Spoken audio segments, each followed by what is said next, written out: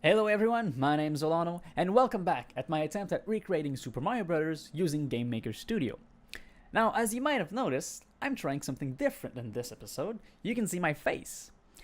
Now, like I said, I'm trying this, so I'm not sure how it's going to turn out. I'm not even sure if it's going to be useful for the programming, other than, well, make my cuts more obvious when I edit the video later on. But hey, let's try it. If you like it, well, leave some comments below, and we'll see how it goes. So, without further ado, let's hop into today's episode.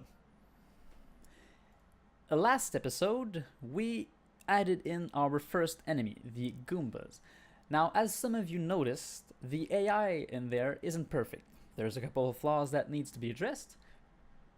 For example, if I go into the room and say we go here, okay? We put a Goomba right there. Now, as soon as the room starts, the AI fires up and the Goomba does its thing. So he goes left and he eventually falls down the ledge. Now, this causes a problem because the player is way over here, meaning that by the time the player moves along and arrives where the Goomba is supposed to be, well, it isn't there, simply because, well, he killed himself before we even arrived. Now, I left this out on purpose, and the reason is actually quite simple. I'm not sure how the rest of the enemies are going to interact with the player, the game environment, and, well, the whole game system. I haven't planned this out yet. I will though. And when I do, I'll make a separate video where I program in further into the AI and add in some functionalities. So don't worry, guys. We're going to address this in a future video. And now, the main event. We are going to add in the death animation for our player. Alright, so the first thing we're going to do is add in a sprite. Okay, so let's go into our Mario sprites. Let's create a sprite. Let's call it SPR Mario Death, because this one is going to be there when he dies. Let's load in a sprite, SPR Mario Death. Right there. Don't forget to center the origin, and we don't need to modify the collision, because when Mario dies, he doesn't collide with anything. Alright, so next, we are going to add in a variable, a global variable, in our controller object. Now, remember we added the global variables here? So let's go ahead and add a new one. First off, let's make this a bit better. We're going to call this the world variables, and we're going to add in the player variables just above. So global dot power up state, yeah, that should be good, is equal to 0. Now later on, this variable is going to control which power up Mario has. State 0 is Tiny Mario, state 1 is going to be Super Mario, and then 2, 3, 4 is going to be Invincibility, Flower Mario, and so on and so on.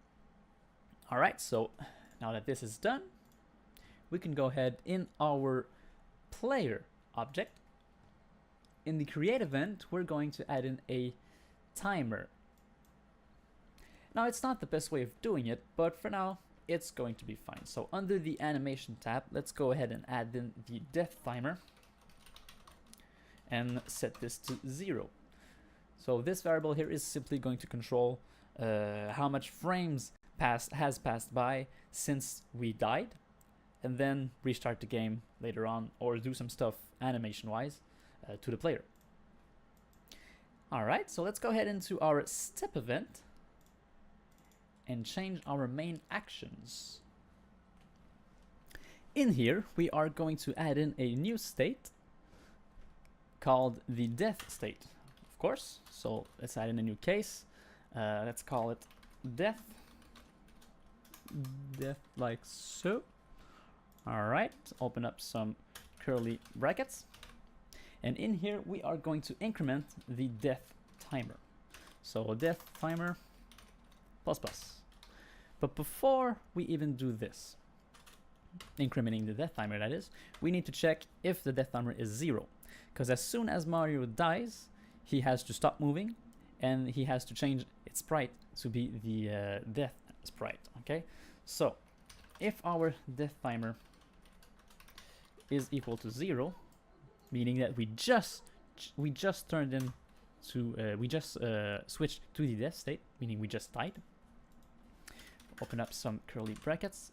We are going to set our global.grav to be equal to 0 because we want to stop Mario from falling.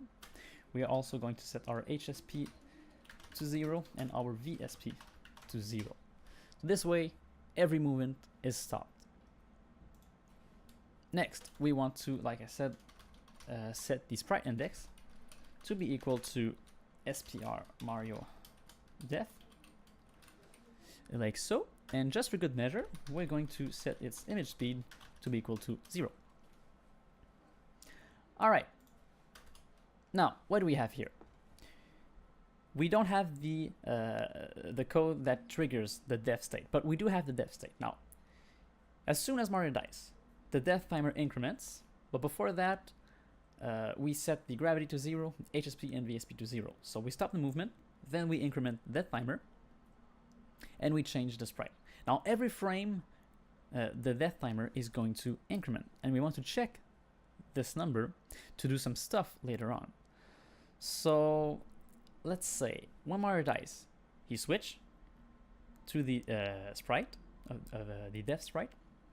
After that, he has a small animation where he jumps up and then goes through the floor. So first, let's do the jumping. Okay, so we're going to check for the death timer there, and we want to make sure that it is equal to room speed divided by 2. So equals here. All right, so 30 seconds in, actually no, half a second in, the we're going to trigger this and Mario is going to jump. And how are we going to make Mario jump? Well, it's actually pretty easy. We're going to first re-enable the gravity, so global right grav is equal to 0.3, and we're going to set our jump speed, well, our VSP to be equal to minus jump speed, just like that.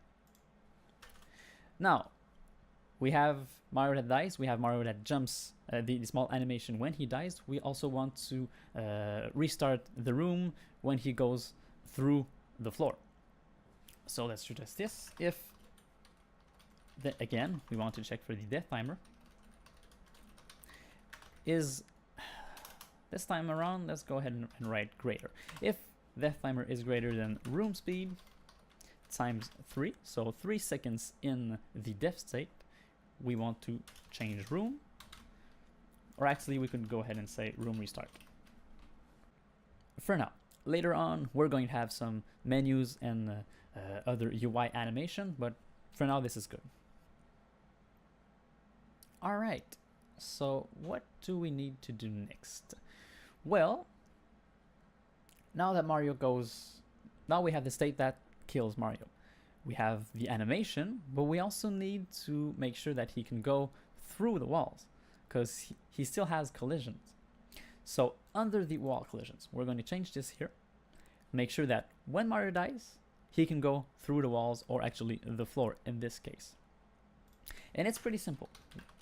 We check if our state is not death, meaning that, well, we are not dead, we can go ahead and do the collisions normally. Else, meaning that we are dead, we still do the collisions normally, except we don't want to check for the parent solid to collide with. We want to check no one, which is another way of saying nothing. All right, now we have the collisions fixed, we have the death state as well as the animation. Now we need a way to actually trigger the death state. And oh, I just saw something. Before we do that, we have to write break here. Really important, don't forget this, guys, like I just did. So like I said, we're pretty good, but we need a way to actually trigger the death state. That is when we hit with an enemy. So in here, under the enemy collision, remember this code here is when we kill the enemy, and this code here is when we get killed by the enemy. So we're gonna write here, else if, and we want to check if the enemy is not dead, because if it's dead, we don't want it to kill us, obviously. So if we use the enemy variable here, yep, we did. So if enemy.state is not equal death, then we can do our stuff. Okay, and what are we going to do? Well, we're going to set our global dot power up state to minus equal 1. This means that if we are Mario, small Mario, our state is 0. We get hit by something, power up state minus equals 1. Then it's minus 1, meaning that we die. Now, if we are Super Mario and power up state is 1, then power up state now turns to 0, meaning that we're going to lose our Super Mario power up and go back to the tiny Mario state, which is essentially our lives. It's another way of saying this. So we want to lose a life. Let's say this like this. And if our global.power up state is smaller than 0, so let's write this, if global.power up state is smaller than 0, then we died. So we're going to set our state to be equal to death. Just like so. And in here, just at the top, we also want to make sure that we are not dead when we kill the enemy. Because imagine, we get hit by an enemy, we die. Then we have the jumping animation, the enemy continues moving left, and we hit it from the top. We don't want to kill it, because, well, we're already dead. So we're going to add an end, and our state, if it's not equal to death. Then, and only then, are we able to kill the enemy. Alright, so this should work. Let's go ahead and save, press play, and try this out.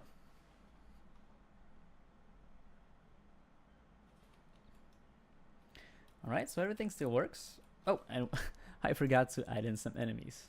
Great. Let's go ahead in our room, in our objects. Let's choose our Goomba and put 1 here and 2 here. Let's try this again.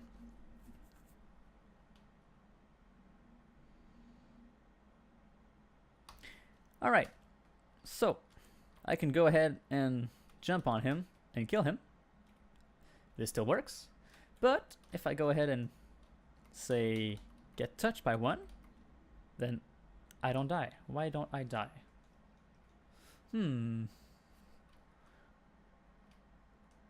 Something is wrong here. Okay, so let me check this out. Alright guys, I am back and I found the problem. Down here, under the enemy collisions, I check if the global power state global.power up state is greater than 0. It actually has to be smaller than 0. So this time around, this should work just fine. So scene 1, take 2. Let's go ahead and just die. Boink. Oh, and we have an error. Variable jump speed not set. Oh, that is a simple error. I just forgot to put on my capital S right here. Always double check your variable names. You don't want to misspell anything when you program. Because if you do, then the headaches happen. And these are not good. Alright. We die, we jump, and the room restarts. Oh, and we seem to have a small display problem here. This probably has to do with the way we... Whoa, okay. So yeah, like I was saying, this probably has to do with the way we display our room. Or... Oh, it's actually pretty simple.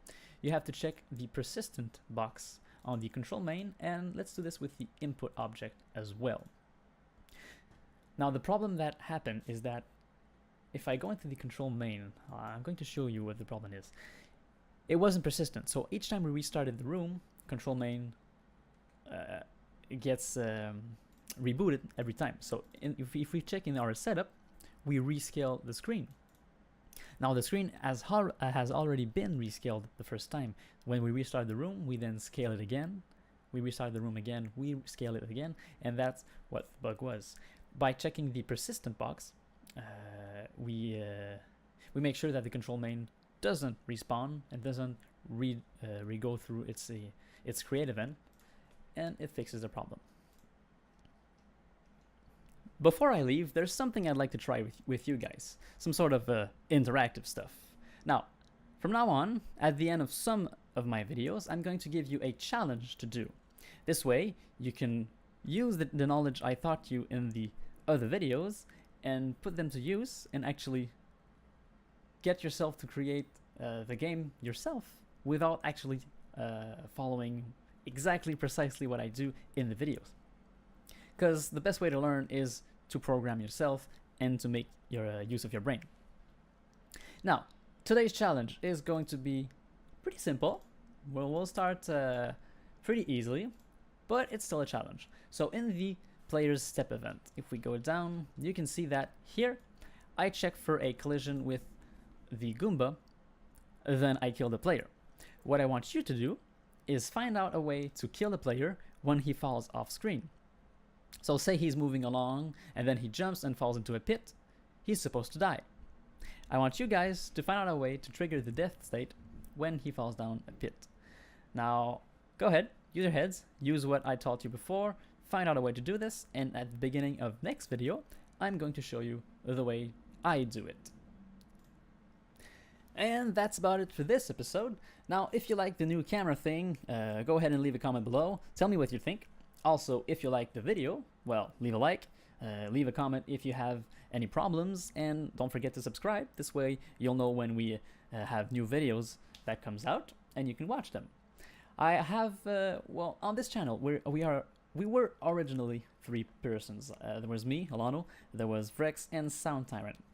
Now they stopped uploading videos. I'm currently trying to make them upload more. One is a 3D artist.